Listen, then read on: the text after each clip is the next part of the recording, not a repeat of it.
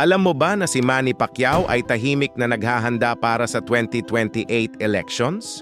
Hindi siya sumuko pagkatapos ng kanyang pagkatalo noong 2022. Ngayon, mas matalino na ang kanyang diskarte.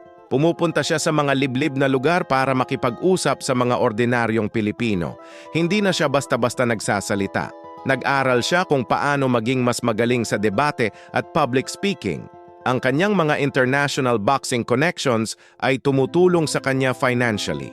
Nakakakuha rin siya ng endorsement mula sa mga kilalang tao sa ibang bansa. Sa social media, target niya ang mga overseas Filipino workers na malaking voting bloc.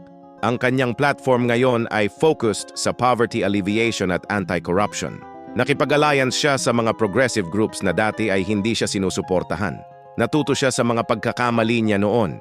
Hindi na siya yung dating Manny na walang concrete plans. Positioning niya ngayon ay people's champion na alternative sa mga traditional politicians. Kaya huwag mo siyang maliitin. Ang comeback ni Pacquiao ay mas calculated at strategic ngayon.